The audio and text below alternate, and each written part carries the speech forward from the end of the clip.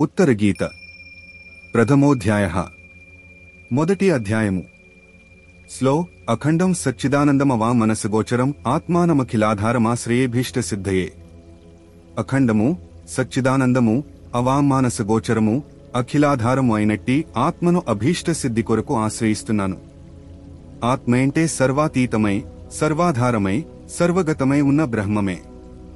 సమస్త సృష్టిలోనూ అంతర్యామిగా ఉన్నప్పుడు అంతరాత్మేని, అన్ని ఆత్మల సమిష్టిగా ఉన్నప్పుడు పరమాత్మేని, అన్నింటికీ అతీతముగా ఉన్నప్పుడు పరబ్రహ్మమని చెప్పబడున్న తత్వము నిజమునకు ఒక్కటియేయున్నది.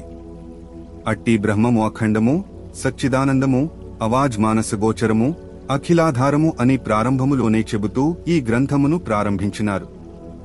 అఖండమంటే ముక్కలు కానిది, భాగములు లేనిది, సృష్టి అంతటా నిండియున్న ఏకైకతత్వమని అర్థము. సచ్చిదానందమంటే సత్ సత్యము, చిత్ చైతన్యము, ఆనందముల స్వరూపమని అర్థము. అవాజ్ మానసగోచరమంటే వాక్కులకు మనస్సుకు అందనిదని అర్థము. అఖిలాధారమంటే నాశనం లేనటువంటి ఈ సృష్టిలోని సమస్తమునకు ఆధారమైనదని అర్థము. ఈ విధముగా బ్రహ్మము యొక్క లక్షణములను గ్రంథ ప్రారంభములోనే సూచనాప్రాయముగా చెప్పడం జరిగింది. అర్జున ఉవాచ అర్జునుడనినాడు. స్లో యదేకం నిష్కలం బ్రహ్మ వ్యోమాతీతం నిరంజనమప్రతర్క్యమ విజ్ఞేయం వినాశోత్పత్తివర్ణితం 1. స్లో కైవల్యం కేవలం శాంతం శుద్ధమత్యంత నిర్మలం కారణం యోగ నిర్ముక్తం హేతు సాధన వర్జితం 2. స్లో హృదయాంబుజ మధ్యస్థం జ్ఞానజ్ఞేయ స్వరూపకం తత్ప్రణాదేవ ముచ్యేత యజ్ఞానాద్రూహి కేశవ 3.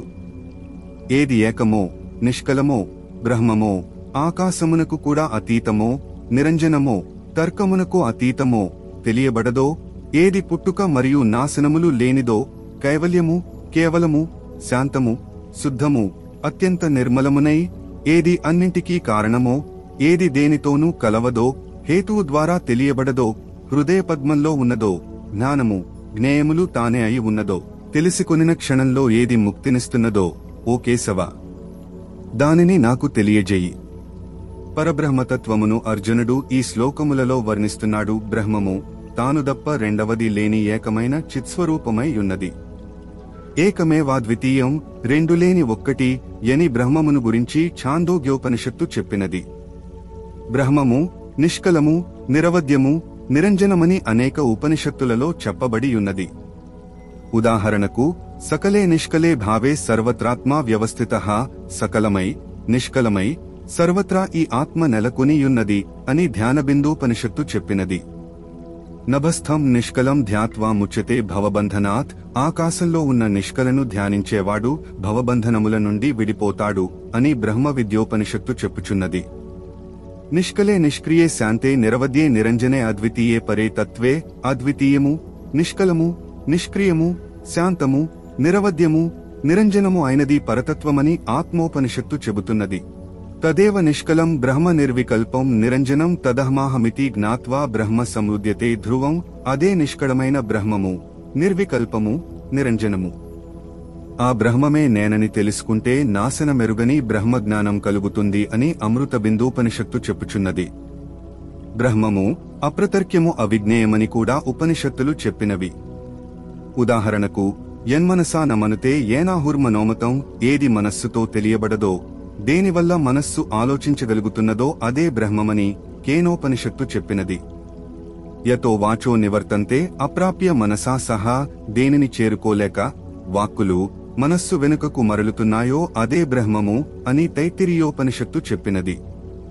త్రిపుటికి అతీతమై జ్ఞానము జ్ఞేయములు దేనిలో లీనమవుతున్నవో అట్టి జ్ఞాతగా హృదయమధ్యంలో నిత్యము వెలుగుతున్న బ్రహ్మమును సాక్షాత్కరించుకునే మార్గమేమిటన్నది అర్జునుని ప్రశ్న. కాని బ్రహ్మము యొక్క ఈ లక్షణములను వివరిస్తూ బ్రహ్మమేమిటో చెప్పకనే చెప్పినాడు అర్జునుడు. బ్రహ్మమేమిటన్నది అర్జునునకు శాస్త్రపరంగా అర్థమైనది. కాని ఆత్మ విషయంలో పాండిత్యం ఎందుకు కొనగాదు. అక్కడ అనుభవ జ్ఞానమే ప్రధానమైన విషయం. శ్రీరామకృష్ణులు, రమణ మహర్షి, జిల్లెళ్లమూడి అమ్మగారు అనుభవము లేని ఉత్తపాండిత్యమును నిరసించినారు. మహనీయులందరూ బ్రహ్మానుభూతి ప్రధానమని, శాస్త్రజ్ఞానం దానికి దారి చూపుతుందని మాత్రమే బోధించినారు. శాస్త్రాధ్యయనంతో విషయం అర్థమవుతుంది. కానీ సాధన లేనిదే అనుభూతి సిద్ధించదు. కనుక బుద్ధిపరముగా తనకర్థమైన బ్రహ్మతత్వమును అనుభూతిపరంగా గ్రహించే మార్గం ఏమిటన్నది అర్జునుని సంశయం. శ్రీ భగవానువాచ శ్రీకృష్ణ భగవానుడనినాడు.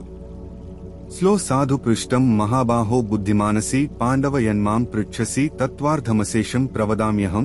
4. ఓ మహాబాహు అర్జున, బుద్ధిమంతుడవైన నీవు చక్కని విషయమును అడిగినావు. నీవు అడిగిన తత్వము మొత్తమును వివరిస్తాను, విను.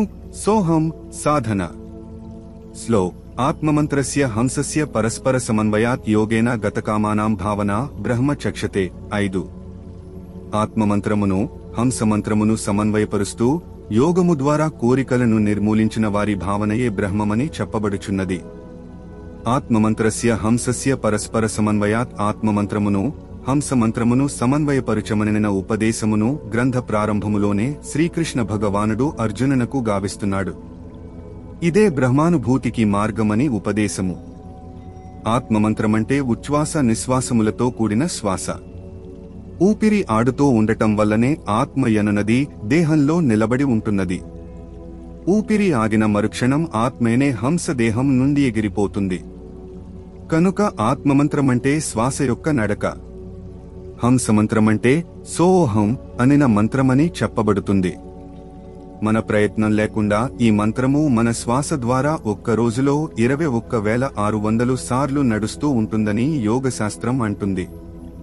కనుక శ్వాసతో సోహం మంత్రమును అనుసంధానం గావించి ఎరుకతో ఈ మంత్రమును ప్రతి శ్వాసతోనూ జపించడమే ఆత్మమంత్రమును హంసమంత్రముతో అనుసంధానం చేయడమంటే.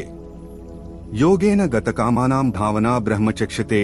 ఇట్టి యోగ సాధనతో కామములన్నీ నశించాలి. కామములంటే సంకల్పములు. అవి మంచివైనా చెడ్డవైనా అన్నీ సంకల్పములే. ఈ సోహం సాధనతో మనస్సు నిశ్చలమై ఆలోచనలు ఆగిపోతాయి. అప్పుడు అంతఃచేతనలోని సంకల్పములు మాత్రమే మిగిలియుంటాయి. ఈ నిశ్చలత్వమును వాటి స్థాయిలోకి కూడా దించగలిగినప్పుడు సంకల్పములు కూడా దూరములవుతాయి. ఈ స్థితియే యోగేన గతకామానాం అని చెప్పబడింది. అట్టి సంకల్పరహిత స్థితిలో స్థిరముగా నిలిచియుండటమే సమాధి అని చెప్పబడుతుంది. అదియే బ్రహ్మమని శ్రీకృష్ణ భగవానుని ఉపదేశము. హంసమంత్ర సాధన యననది ప్రాచీనమైన ఈశావాస్యోపనిషత్తులో మొదటగా మనకు గోచరిస్తున్నది. పూషణ్యేకర్షే యమ సూర్య ప్రాజాపత్య వ్యూహ రస్మిన్ సమూహ తేజః యత్తే రూపం కళ్యాణతమం తత్తే పశ్యామి యోసావసౌ పురుషః సోహమస్మి. 16.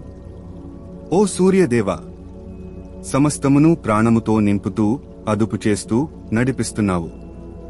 ఓ ప్రజాపతి తనయుడా, నీ వెలుగు పుంజములను ఉపసంహరించు. కళ్యాణతమమైన నీ తేజోమయ రూపమును నేను చూస్తున్నాను. నీలో ఉన్న ఆత్మయే నేను. మన ఇరువురమూ ఒక్కరమే.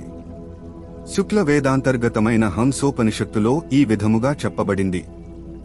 స్లో హంసహంసేతి సదా ధ్యాయన్ సర్వేషు దేహేషు వ్యాప్య వర్తతే యథాహ్యగ్ని కాష్టేషు తిలేషు తైలమివ తం విదిత్వా మృత్యుమత్యేతి.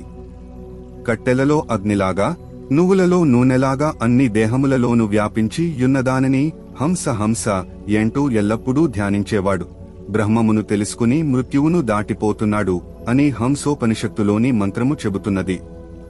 బ్రహ్మచారిణే శాంతాయ దాంతాయ గురుభక్తాయ అంటూ బ్రహ్మచర్యము, శాంతము, మనోనిగ్రహము, దాంతము, ఇంద్రియ నిగ్రహము, గురుభక్తి ఈ సాధనను చేసేవానిలో ఉండవలసిన లక్షణములని కూడా హంసోపనిషత్తు చెప్పినది.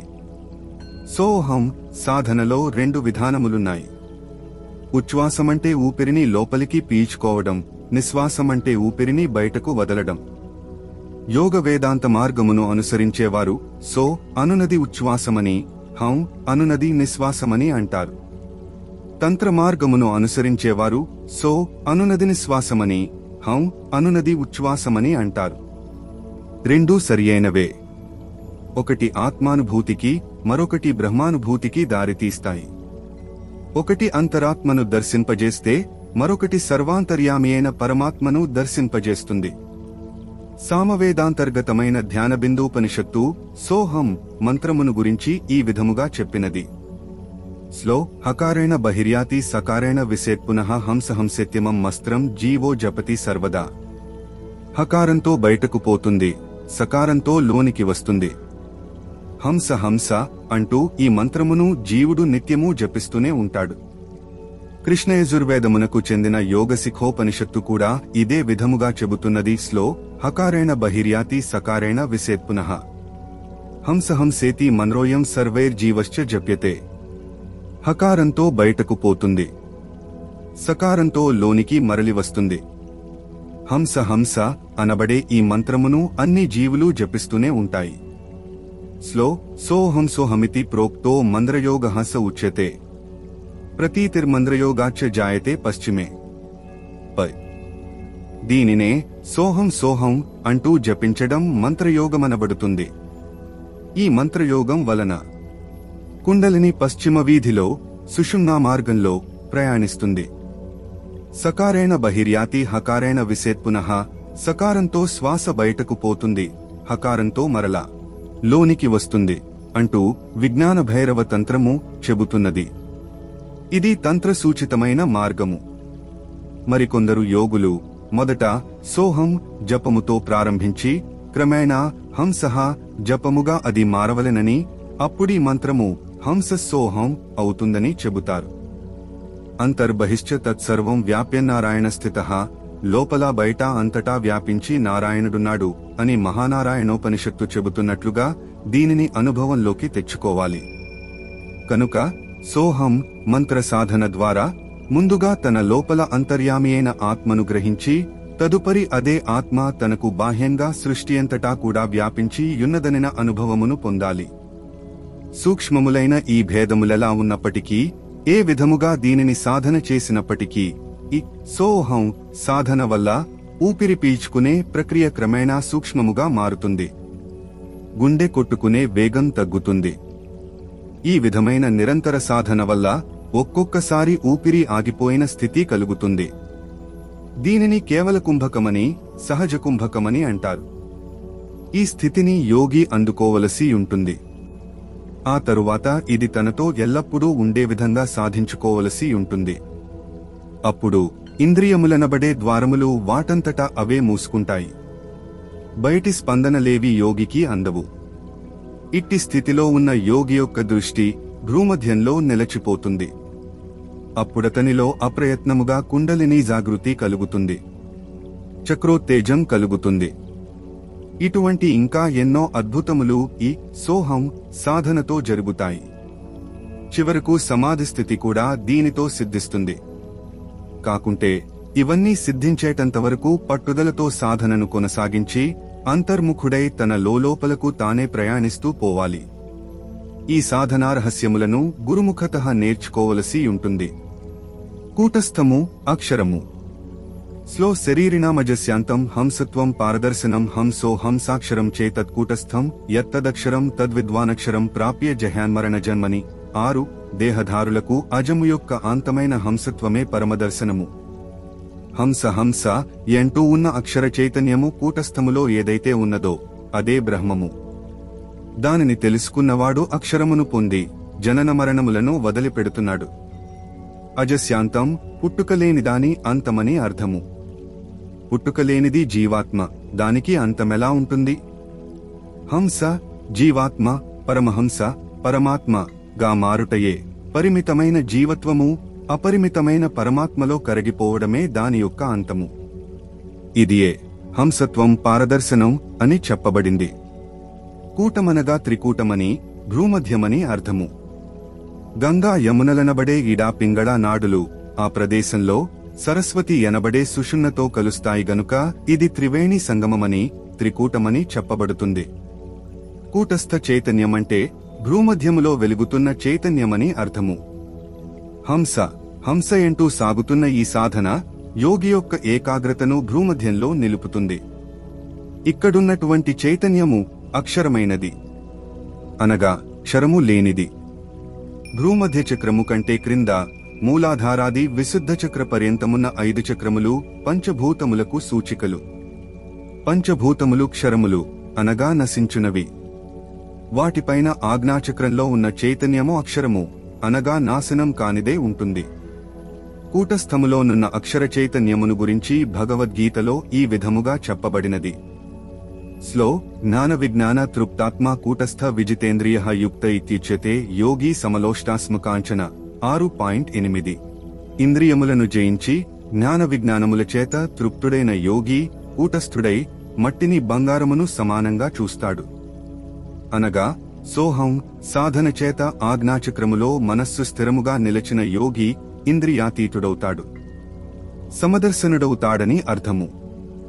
స్లో ఏ త్వక్షరమనిర్దేశ్యమ వ్యక్తం పర్యుపాసతే సర్వత్ర గమచింత్యంచ కూటస్థమచలం ధ్రువం 12.3. అన్నింటా సంహరించునదై అచింత్యమై కూటస్థమై అచలమై ధ్రువమై అక్షరమై అనిర్దేశ్యమై అవ్యక్తమై ఉన్నదానిని ఎవరైతే ఉపాసిస్తున్నారో అంటూ భగవద్గీత 12వ అధ్యాయం దీనిని గురించే చెప్పినది.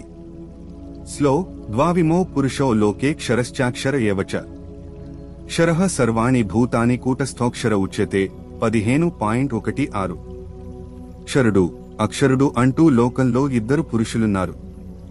అన్ని భూతములు క్షరులు, కూటస్థుడు అక్షరుడని చెప్పబడుతుంది అంటూ కూటస్థుడైన అక్షరుని గురించి సూచింపబడింది. సోహం భావ సాధనతో ఈ కూటస్థాక్షర చైతన్యమును అనుభూతి చెందటం సాధ్యపడుతుంది. స్లో స్పర్శాన్ కృత్వా బహిర్బాహ్యాన్ చక్షుశ్చేవాంతరే భ్రువో ప్రాణాపానో సమో కృత్వా నాసాభ్యంతర చారిణే 5:27.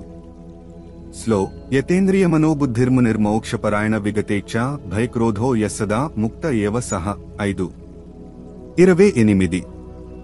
బయట స్పర్శలను బయటనే ఆపి దృష్టిని భ్రూమధ్యపు లోతులలో నిలిపి ముక్కులలో సంచరిస్తున్న ఉచ్ఛ్వాస నిశ్వాసములను సమానములుగా చేసి మనస్సును బుద్ధిని నిగ్రహించిన ముని మోక్షపరాయణుడై ఇచ్ఛను భయమును క్రోధమును పోగొట్టుకున్నవాడై ముక్తుడే అగుచున్నాడు అంటూ కూటస్థ ధ్యానమును గురించిన వివరము భగవద్గీత 5వ అధ్యాయంలో చెప్పబడింది.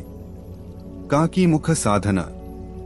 స్లో కాకీముఖం కకారాంత ముకారశ్చేతనాకృతి మకారస్య తులుప్తస్య కోర్ధః సంప్రతిపద్యతే 7. కాకినోరు కకారంతో అంతము, ఉకారము చేతనాకారమవుతున్నది, మకారం లుప్తమవుతున్నది. దీని అర్థమేమిటి? కం బ్రహ్మ ఖం బ్రహ్మ అనిన వేదవాక్యమును బట్టి క అనే అక్షరము బ్రహ్మస్వరూపమై యున్నది.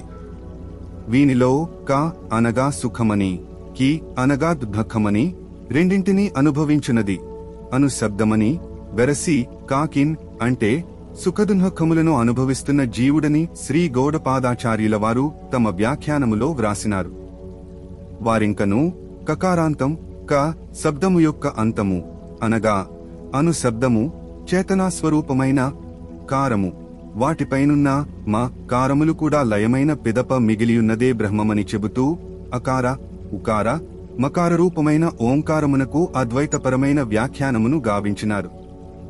ఓంకార సాధనను చెప్పుచున్నప్పుడు కాకీముఖం అనిన పదమును ఉపయోగించవలసిన పని లేదు, సూటిగా దానినే బోధించవచ్చును. కనుక ఈ శ్లోకములో ఒక యోగ ప్రక్రియ చెప్పబడిందన్నది నా విశ్వాసము. నోటిని తెరచినప్పుడు ఆ కారముతో కూడిన శ్వాస నడుస్తుంది.